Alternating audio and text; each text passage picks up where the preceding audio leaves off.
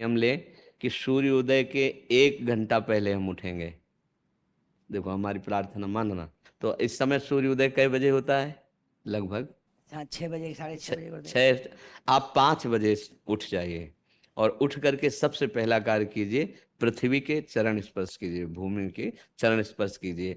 और फिर आप जिस आसन पर बैठे हैं, देखो ध्यान से हमारी तरफ सुनना, जिस आसन पे बैठे हैं, जिस पे शयन किए थे, जिस सैया पर सोए थे, पृथ्वी को प्रणाम करने के बाद उसी सैया में 5 मिनट केवल बैठ जाइए। और 5 मिनट बैठकर 5 संतों का नाम ले लीजिए। जैसे हम लोग श्री स्वामी हरिदास जी की जय, हरिवंश महाप्रभु की जय, हरिराम व्यास जी की जय, नागरीदास जी की जय, श्री ध्रुवदास जी की जय। पांच पांच संतों के नाम याद कर लीजिए। इसके बाद नीचे उतरिए और पहले जो अपने माता पिता, अगर वो शयन कर रहे हैं तो कोई बात नहीं है, अगर वो शयन नहीं कर रहे हैं तो पहले जाकर माथा रखकर उनको प्रणाम कीजिए। इसके बाद आधा लीटर या पौन लीटर जितना आप जल पी सकते हैं, उस जल को आप हल्का सा गर्म करवाइए अपने माता पिता से, जो भी आपकी सेवा में हो, या अगर आप स्वयं कर सकते हो तो स्वयं हल्का सा। अगर 500 ग्राम पी जाए तो और अच्छी बात है, और इससे ज्यादा पी जाए तो अच्छी बात है। वज्रासन में बैठना आता है?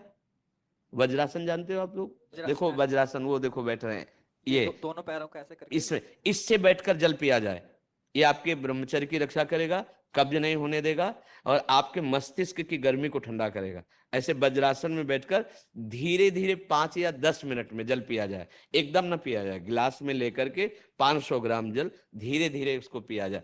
फिर इसके बाद आपको 100-200 कदम टहलना है। फिर इसके बाद आप शौच जाइए। शौच, अगर आपका पेट साफ हो जाता है, अगर नहीं साफ होता है, कोई ऐसी परेशानी लगती है, तो 1 चम्मच ईसबगोल की भूसी और छोटी हर का आधा चम्मच अगर रात्रि में दूध से या पानी से ले ले, तो वो बार बार शौच नहीं लगाएगा, पर आपकी आंतें साफ हो जाएंगी। शौच जाने के बाद स्नान करें और फिर तुरंत, अगर आपको व्यायाम आता है तो करे, नहीं तो सीधा सरल बात होती है, 20 बार बैठ जाए बैठक और 10 बार लेटने वाली दंड। और इसके बाद जो इसे खींचे इसे छोड़ दे, इसे खींचे इसे छोड़ दे। इसके बाद दोनों हाथ ऐसे करके 7 बार ऐसे करे, सीधा खींचे और सीधा छोड़ दे। इतना ही तुम्हारे लिए प्राणायाम की आवश्यकता है। अब अपनी दिनचर्या में लग जाए, जो पढ़ाई का कार्य दिया गया है, आगे तुम्हें और भजन की बात हम नहीं कह रहे, जो पढ़ाई का कार्य दिया गया है वो भगवान की ही पूजा है। आपकी दिनचर्या जो आपको अपने गुरुजी या टीचर जी को जाके प्रमाणित करनी है, कल जो पढ़ाई गई थी आज के लिए, वो आप सुबह सुबह उस समय व्यायाम के बाद, तो आप देखना आपकी स्मृति बहुत प्रवीण हो जाएगी। अच्छा, ये आपकी प्रातःकालीन दिनचर्या है। जब आप अपने गुरुदेव के पास स्कूल जाएं, तो हमें आजकल का तो अब पता नहीं, पर हम लोग जब जाते थे तो अपने गुरुजी को प्रणाम करते थे। तो जो स्कूल में आपको पढ़ाई पढ़ा रहे हैं वो तो बात है, अब आपको जो हम खास बात बताना चाहते हैं वो कि देखो अभी छोटे छोटे बच्चे हो, बच्चों में कुछ बच्चे ऐसे गंदे बच्चे होते हैं जिनके गंदी बातें दिमाग में आ जाती हैं और गंदी बातें वो करने लगते हैं आचरण में। आप लोग इतना तो जानते ही होंगे कि गंदी बातें किसे कहते हैं। आप लोगों के पास अगर मोबाइल है तो कभी गंदी बात देखना नहीं।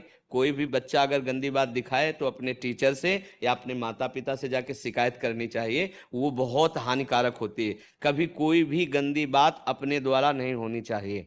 अभी आप नवीन जीवन धारण किए हुए हैं, आप भगवान की प्राप्ति, देश की भक्ति और बहुत अच्छे अच्छे पदों में जा सकते हैं। अच्छे पवित्र आचरण और पवित्र संस्कार, ब्रह्मचर्य के लिए गंदे बच्चों का संग त्याग करना, गंदी कोई ऐसी हरकत सिखावें या बात सिखावें तो उसको सुन करके छुपा नहीं लेना, तुरंत अपने टीचर से बताना या अपने माता पिता से बताना, और ऐसे बच्चे का कभी संग नहीं करना। और रात्रि के सोते समय ये जरूर ध्यान देने वाली विशेष बात है, रात्रि के सोते समय जो भगवान का नाम प्रिय, जैसे इन लोगों ने आप लोगों को बताया राधा वल्लभ श्री, तो सोते समय बस प्रार्थना करो कि हे प्रभु, आज दिन हमारा जो भी गलती हुई हो वो हमको, आप प्रार्थना करते हैं कि आप हमें समझाओ क्या हमसे गलती हुई। अगर पूरी दिनचर्या में ऐसा लग रहा है हमसे कोई गलती नहीं, तो भगवान सुबह से अभी तक हम सोने जो जा रहे हैं ये पूरा समय आपको समर्पित। आप देखना, इसका फल देखना, एक तपस्वी की तपस्या का जो फल होता है ना, उसका ये फल मिलेगा। और सोते समय बस राधा वल्लभ श्री हरिवंश, राधा वल्लभ श्री हरिवंश, इधर उधर